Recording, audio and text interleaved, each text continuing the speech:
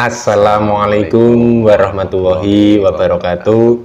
Alhamdulillah, alhamdulillah, alhamdulillah, wa syukurillah, wa nikmatillah, wa la haula wa la quwata illa billah. Alhamdulillah, senang rasanya bisa bertemu kembali dengan saudaraku semua dimanapun panjenengan berada, yang dirahmati Allah Subhanahu wa Ta'ala, yang dari Sabang sampai Merauke, yang ada di Nusantara ini maupun yang ada di luar negeri.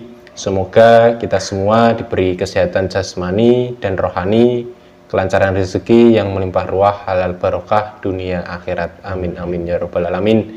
Dan dipakai untuk beribadah kepada Allah Subhanahu wa Ta'ala. Sebelumnya kami terima kasih banyak kepada saudaraku semua yang sudah mensupport atau mendukung video-video kami.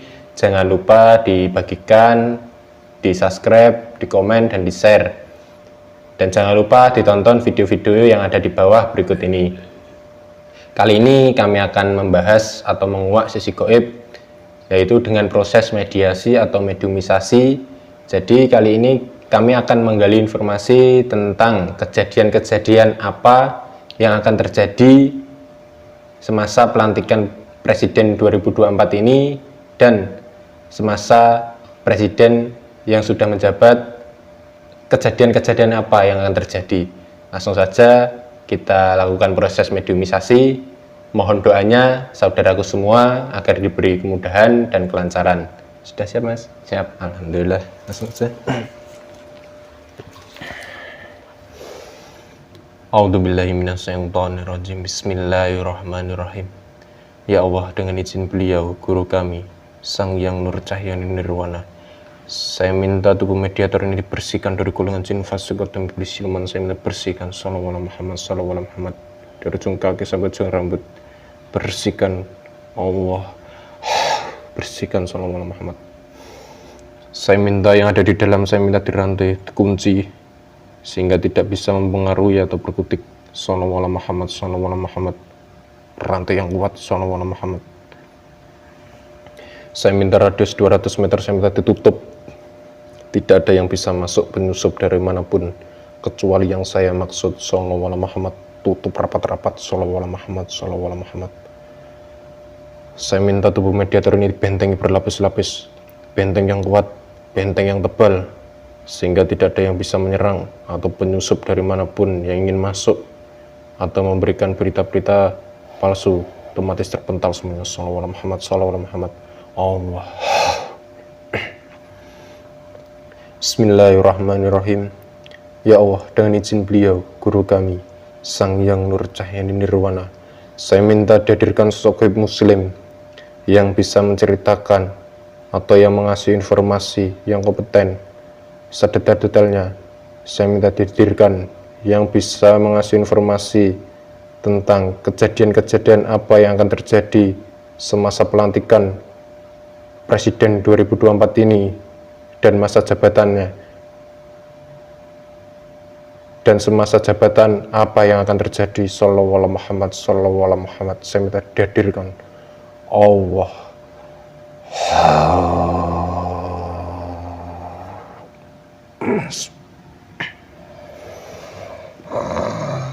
Bismillahirrahmanirrahim. Ya Allah, dengan izin beliau Sang Yang Nur Cahya Nirwana, saya minta disinkronkan ke wadah mediator ini, sinkronkan penuh. Sallallahu Muhammad, sallallahu Muhammad, sinkron.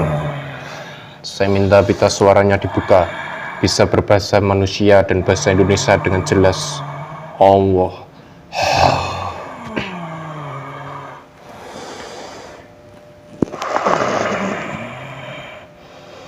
Assalamualaikum warahmatullahi wabarakatuh. Waalaikumsalam warahmatullahi wabarakatuh. Alhamdulillah. Sebelumnya dengan siapa ini? Panggil saya Ki Ageng Mustafa. Ki Ageng Mustafa. Ki Ageng ini dari mana? Saya dari Jawa Barat. Sebelumnya mohon maaf ya sudah berkenan hadir di sini. Sebelumnya sudah muslim nih kok. Tadi kok udah mengucapkan salam nih. Alhamdulillah Saya sudah muslim. Alhamdulillah. Saya sudah ikut beliau. Sang Yang Nurcahyani Nirwana. Ya. Saya protek dulu ya. Bismillahirrahmanirrahim. Ya Allah, dengan izin beliau, Sang Yang Nurcahyani Nirwana, saya minta diprotek apabila dia berbohong atau berdusta, otomatis tubuhnya meledak, terpotong-potong tanpa keluar darah. Sallallahu alaihi Muhammad. Allah, protek. Alhamdulillah, kalau sudah muslim, syahadat dulu ya Ki Ageng. Silahkan. Bismillahirrahmanirrahim. Asyhadu alla ilaha illallah wa asyhadu anna Muhammadar Rasulullah. La ilaha illallah Muhammadur Rasulullah. Alhamdulillah. Sebelumnya terima kasih ya sudah hadir di sini dan sudah berkenan hadir di sini. Mohon maaf atas mengganggu waktunya. Ya.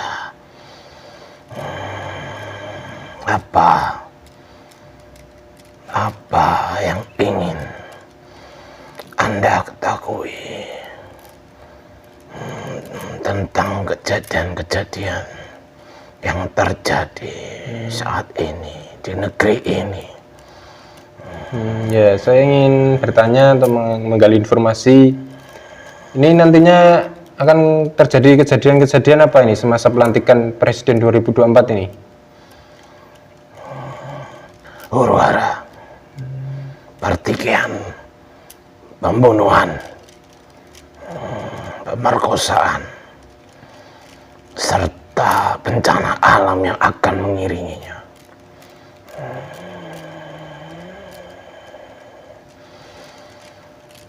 Itu akan terjadi mulai saat ini hingga ke depannya.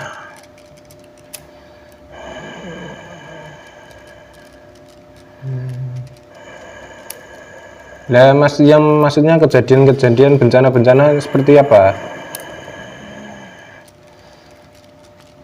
Akan ada gempa bumi yang dahsyat,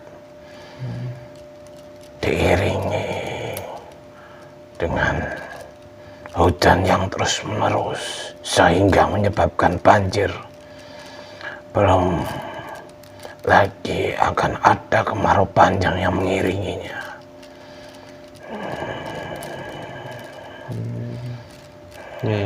Ya, yang tadi yang dimaksud huru-hara itu, huru-haranya seperti apa itu? Semasa pelantikan itu.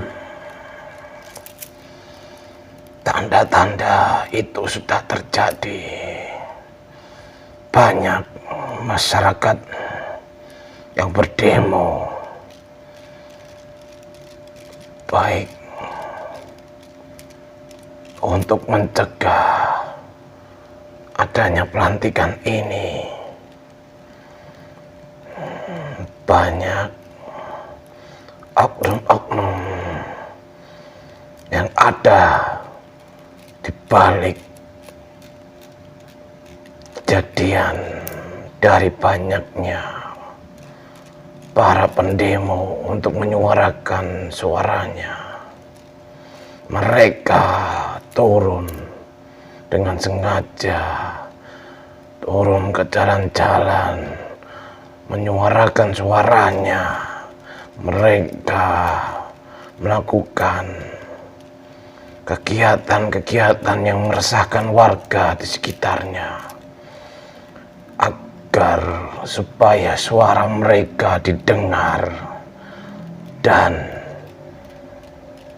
pencegahan atas hasil yang sudah valid ini bisa digagalkan.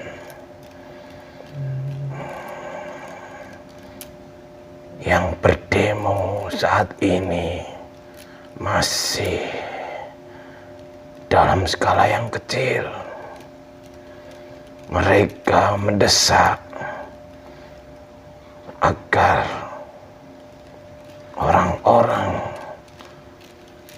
yang ada di atas khususnya pegawai-pegawai DPR itu untuk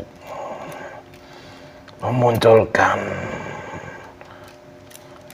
dan mengeluarkan hak angket untuk sengaja menurunkan Presiden Jokowi dan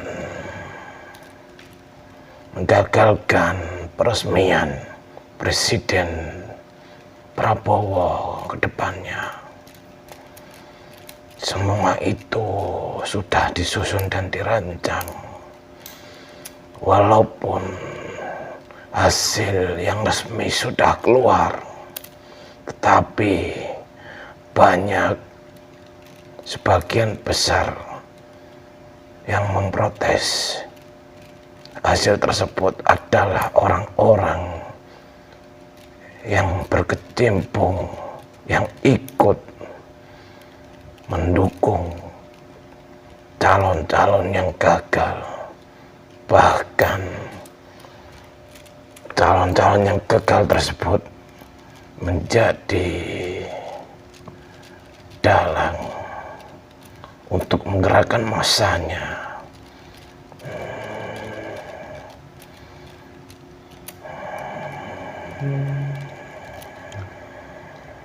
Lah mereka kok bisa tahu ya? Apakah itu beritanya itu real atau fakta itu? Maksudnya hoax atau fakta itu? Apa tadi yang kamu ceritakan ada yang berita kecurangan-kecurangan? Masyarakat yang turun, sebagian ada yang fanatik.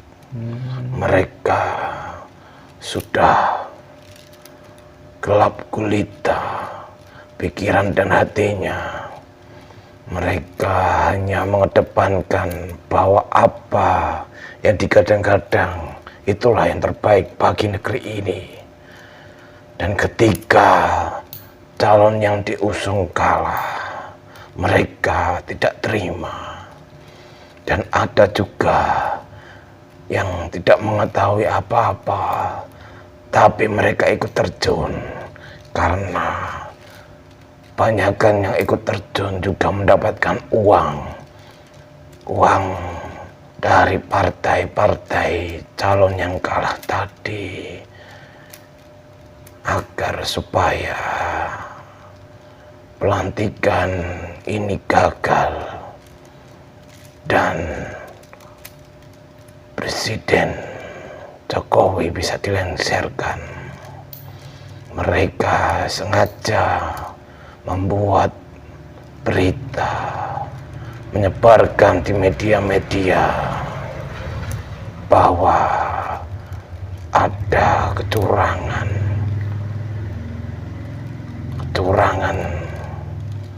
yang telah dibuat oleh Presiden Jokowi guna mengangkat anaknya sebagai penerusnya. Semua itu menjadi landasan dasar munculnya upaya untuk mendorong masyarakat terjun ke jalan-jalan dan mendorong pemerintahan, khususnya DPR, untuk mengeluarkan hak angket.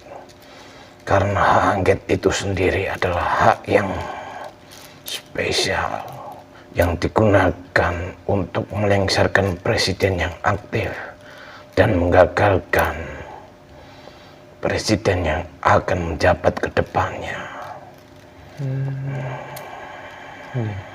Lah nantinya apakah dari pendukung-pendukung yang sudah menang ini apakah nantinya akan turun juga? Itu pasti akan ada bentrokan dan gesekan antara yang menang dan yang kalah. Tetapi mayoritas kebanyakan yang kalah, karena yang menang mereka menghiraukan hal itu. Hanya sebagian kecil dari pendukung yang menang yang ikut terprovokasi adanya kejadian ini.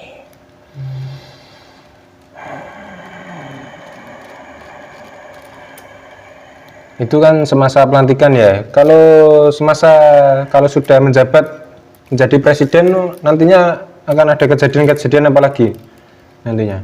Banyak yang akan terjadi setelah Prabowo dilantik bersama Gibran sebagai wakilnya. Faktor dari bencana maupun kebijakan saat Prabowo dan Gibran memimpin itu akan memicu terjadinya demonstrasi besar-besaran, bukan hanya di ibu kota tapi di seluruh wilayah, khususnya di negeri Indonesia ini. Dari faktor kebijakan yang dikeluarkan saat Prabowo memimpin, banyak janji-janji dari Prabowo dan Gibran yang belum terpenuhi dikarenakan masa jabatannya dan apa yang direncanakan itu dalam rangka yang sangat panjang, perlu waktu yang sangat panjang untuk menciptakan hal itu. Tetapi masyarakat tidak terima, masyarakat tidak sabar dan ingin segera memperoleh hasil dari apa yang dijanjikan selama pemilu itu sendiri. Belum lagi banyaknya bencana yang menimpa, itu juga mendorong masyarakat untuk berdemo. Kebijakan yang dikeluarkan saat Presiden Prabowo memimpin, kebanyakan itu menguntungkan pegawai-pegawai negeri sipil. Prabowo selalu mengutamakan pegawai-pegawai negeri, bukan hanya tentara, polisi, angkatan laut. Semua pegawai-pegawai negeri itu semuanya dimakmurkan, ditambahkan semua fasilitas dan gajinya. Sehingga terjadi kesenjangan di masyarakat bawah, petani, buruh, karyawan, swasta, dan lainnya. Walaupun ada Gibran yang membantu dengan guna untuk mendongkrak masyarakat-masyarakat kecil, tapi nantinya Gibran akan kalah dengan Prabowo. Gibran tidak akan bisa berkutik dan tidak akan bisa melakukan apapun tanpa persetujuan dari Prabowo. Prabowo akan fokus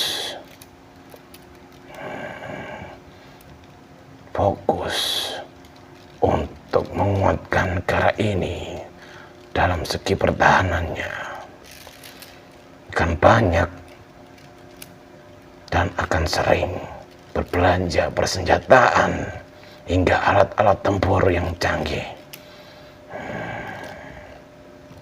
Banyak dana yang akan dikeluarkan sehingga akan menimbulkan krisis ekonomi, ketidakstabilan keuangan di negeri ini akan tercipta. Belum lagi nanti pegawai-pegawai yang dimakmurkan, ditambahkan gajinya, ditambahkan semua fasilitas-fasilitas yang ada, itu membuat iri dari kalangan-kalangan bawah, khususnya para petani dan buruh yang ada.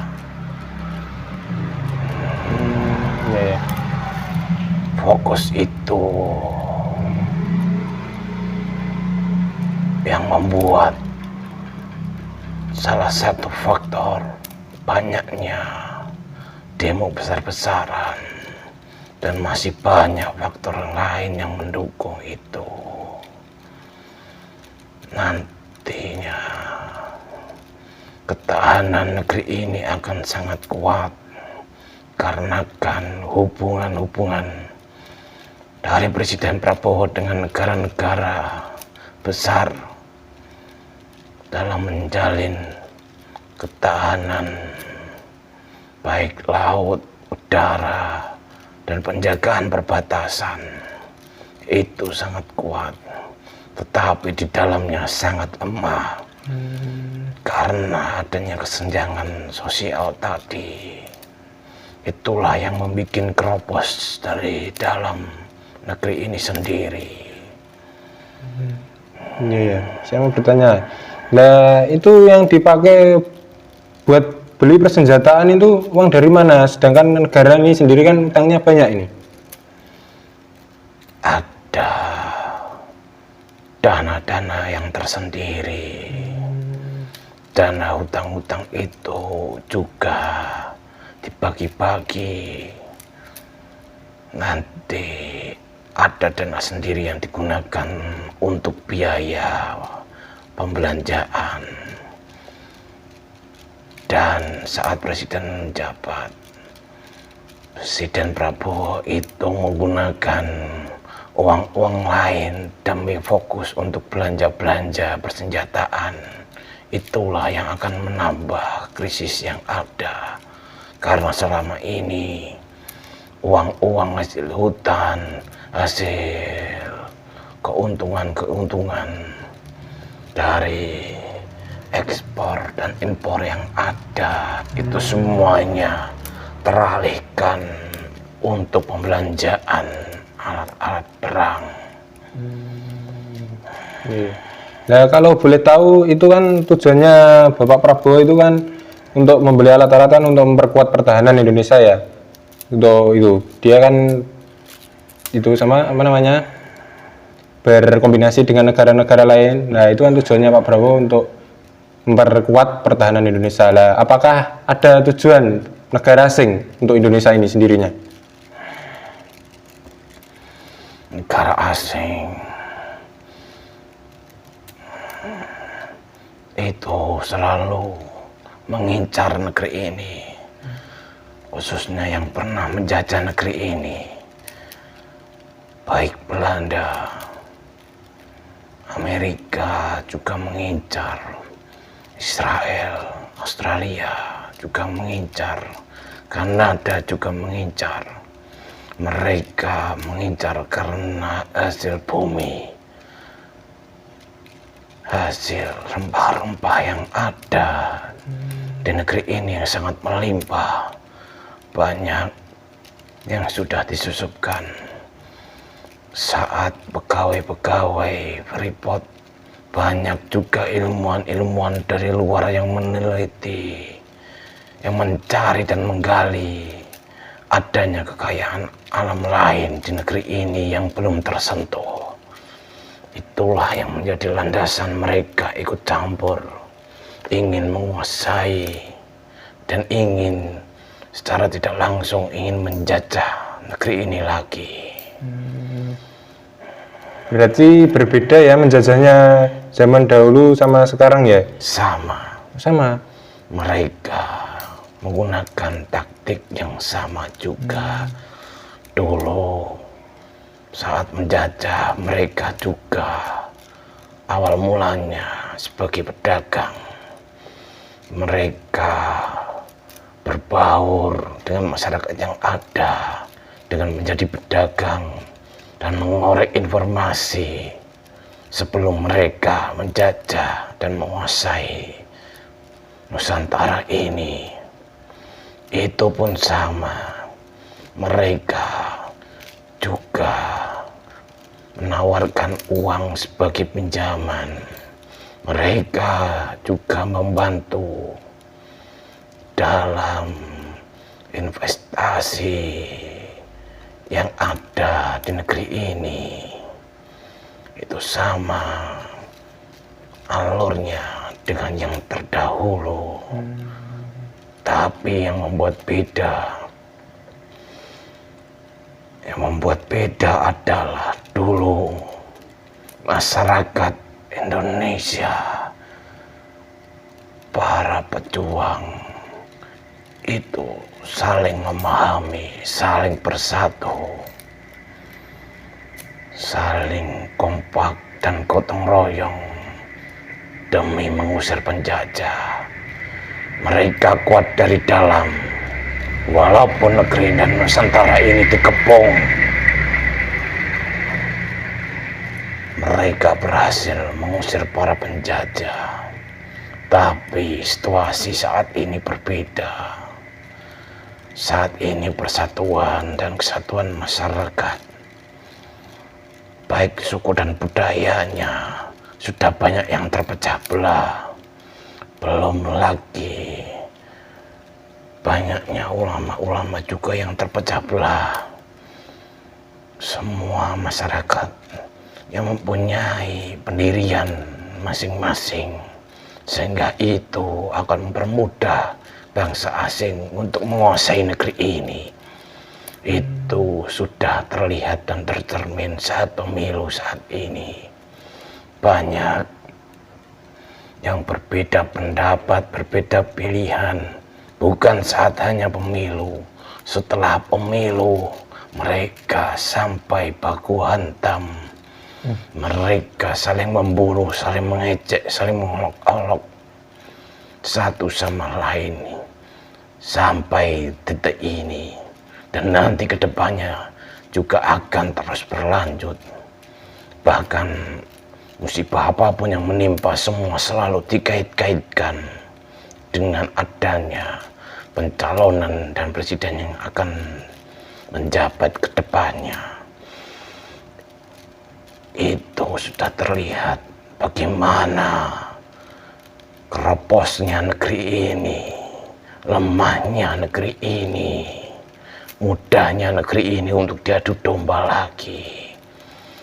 Siasat adu domba sudah terjadi sejak zaman penjajahan dahulu, dan banyak masyarakat negeri ini sampai saat ini belum juga sadar.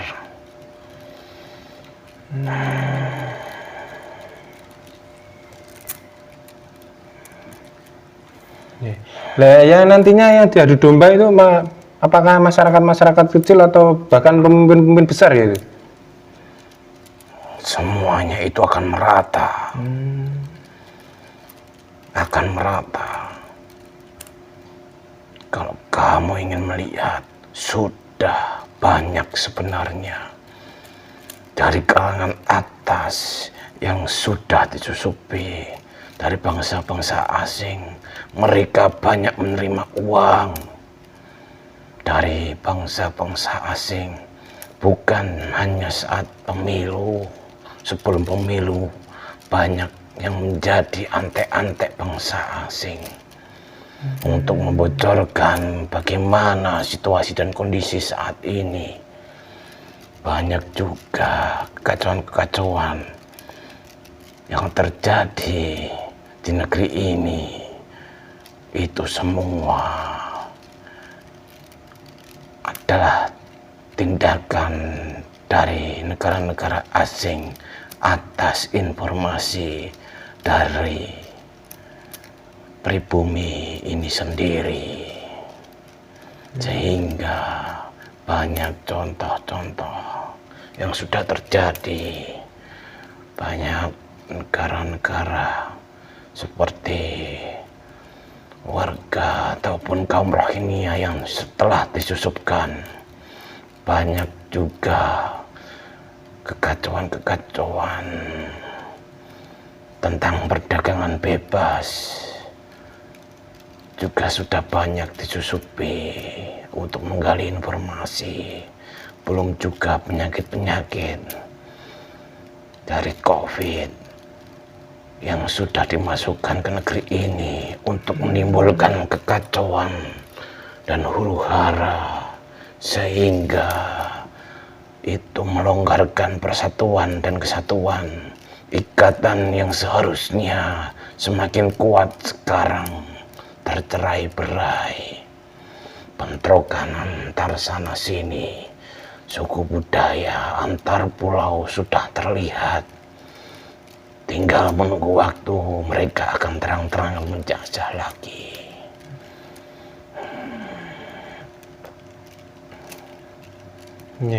Nah, dari selain kejadian-kejadian tadi, apakah nantinya akan datang kejadian-kejadian yang aneh lagi itu? Seperti alam itu? Apakah nantinya akan ada bencana ya?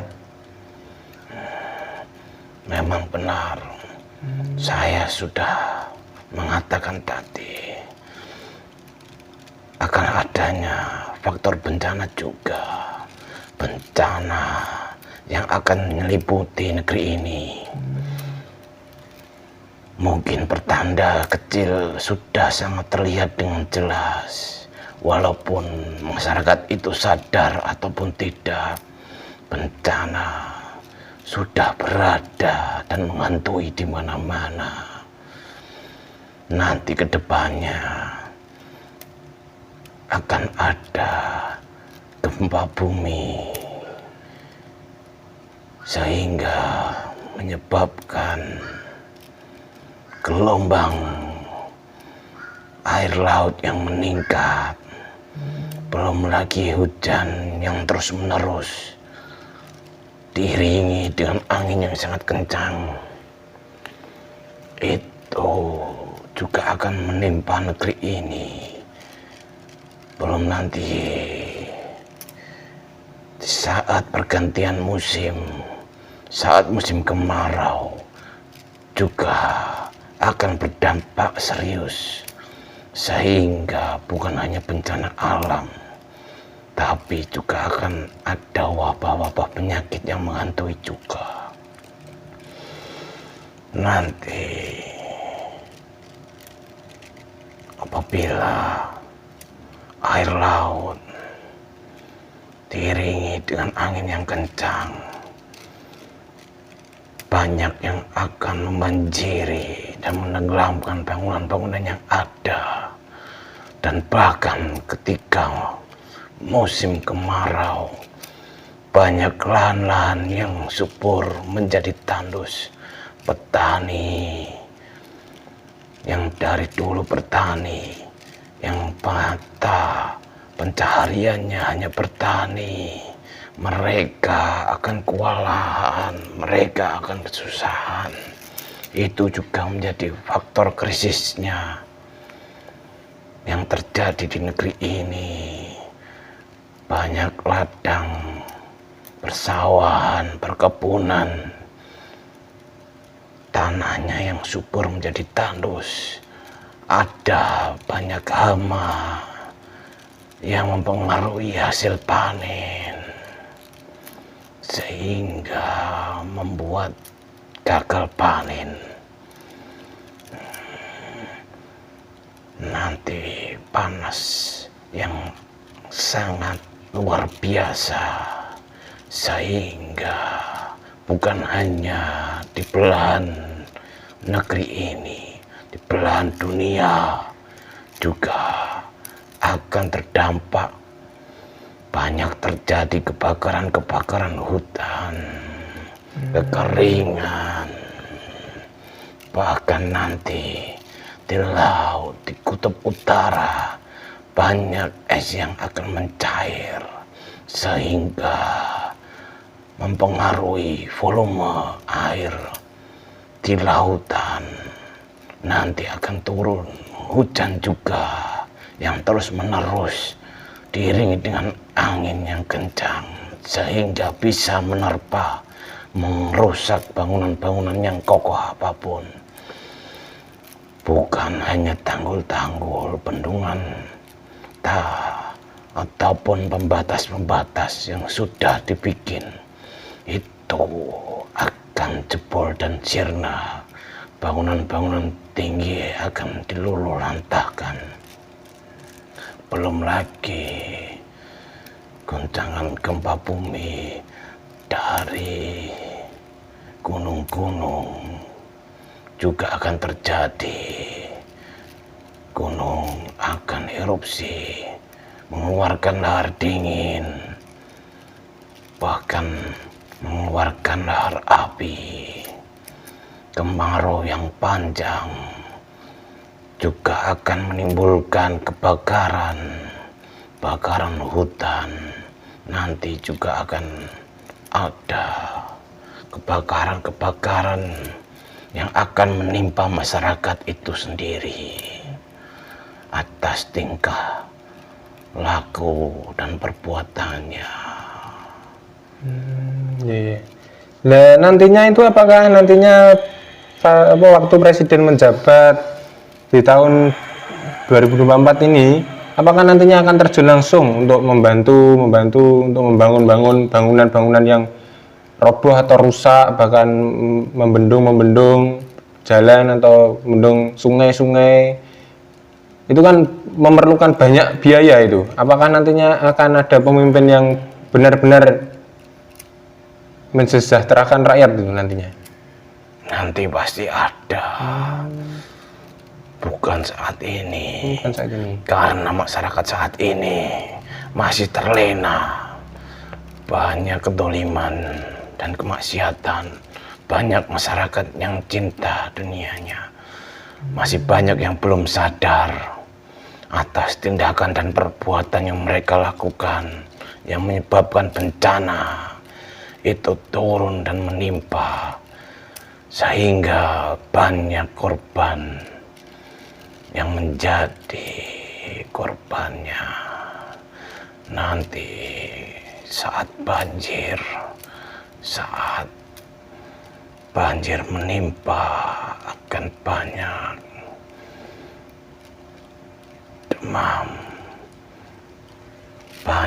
demam berdarah yang menyelimuti warga-warga. Banyak yang tiba-tiba mati dengan sendirinya.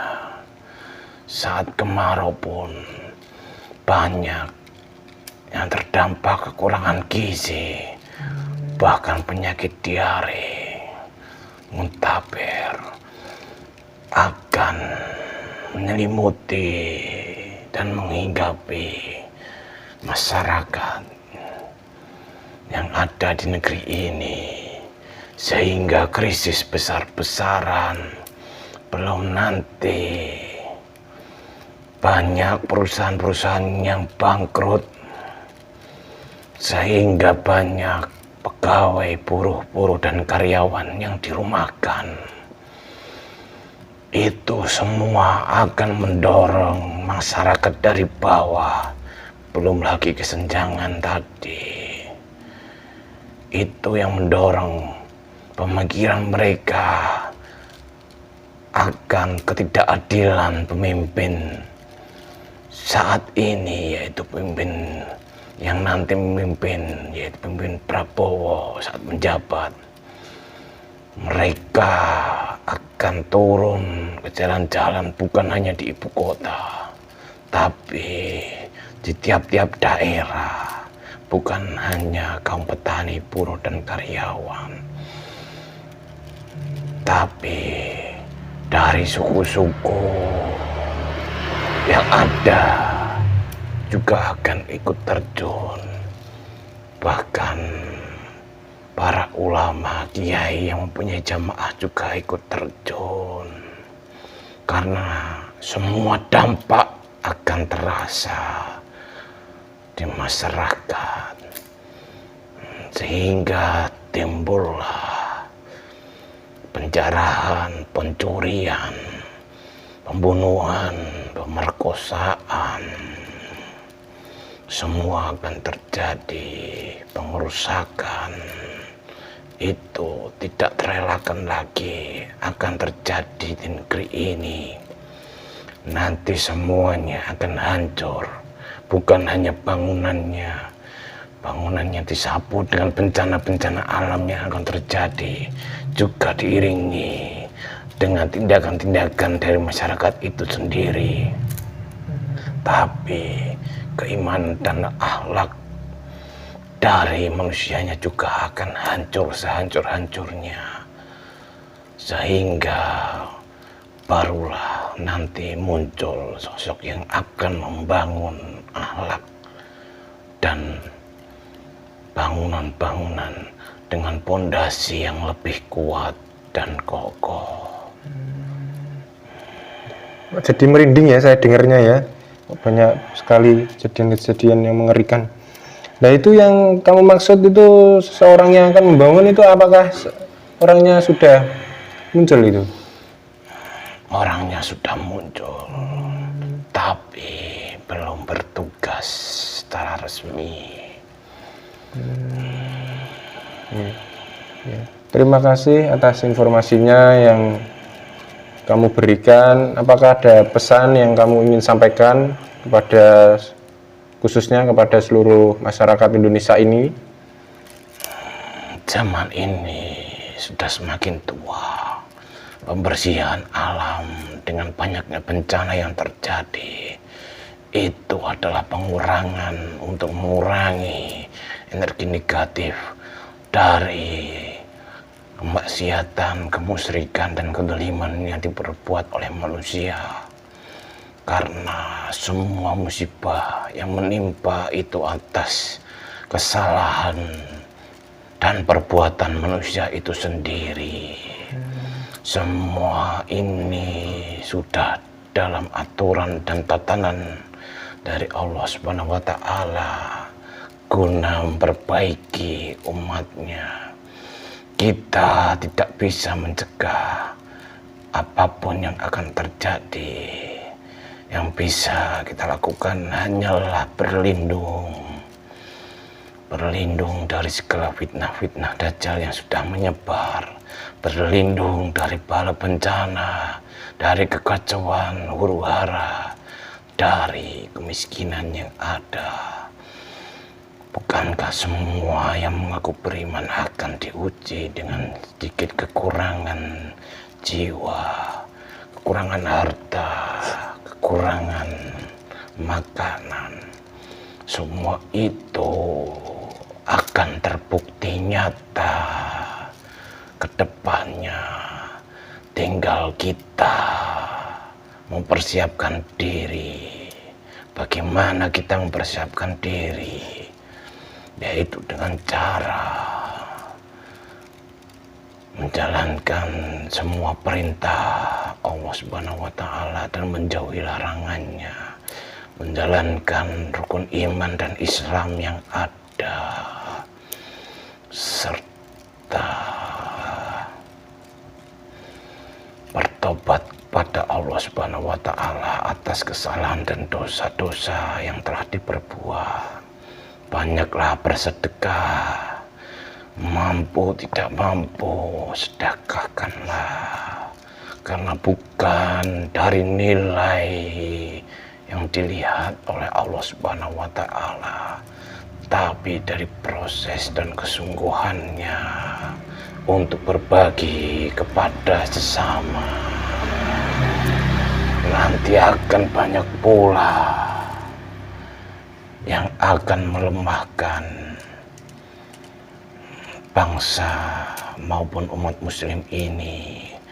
Banyak suku beragama lain yang akan merusak dan akan masuk menyusup, sehingga terjadi kemurtadan yang besar-besaran.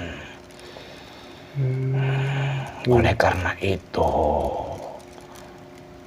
dengan cara yang saya sebutkan tadi, itu akan memperkuat keimanan, keteguhan kita, keyakinan kita akan Allah Subhanahu wa Ta'ala. Karena sebaik-baiknya pelindung hanyalah Allah Subhanahu wa Ta'ala, dan pertolongan yang hakiki adalah dari Allah Subhanahu wa Ta'ala. Kita hanya dituntut untuk menerima bagaimanapun keadaannya, baik dan buruk yang menimpa saat ini, pasti akan membawa manfaat dan keberkahan. Bersabarlah, karena Allah mencintai orang-orang yang sabar. Mungkin hanya itu pesan dari saya. Iya, terima kasih atas informasinya dan penjelasannya. Silahkan kembali lagi ke asal muasalnya. Mohon maaf sebesar-besarnya apabila saya ada salah kata. Terima kasih banyak. Silahkan kembali lagi ke asalnya. Saya pamit undur diri. Assalamualaikum warahmatullahi wabarakatuh. Waalaikumsalam warahmatullahi wabarakatuh. Bismillahirrahmanirrahim. Ya Allah, dengan izin beliau Sang Yang Nur Jahin Nirwana Sambat keluarkan diantarkan ke asal muasalnya dengan selamat. Allah.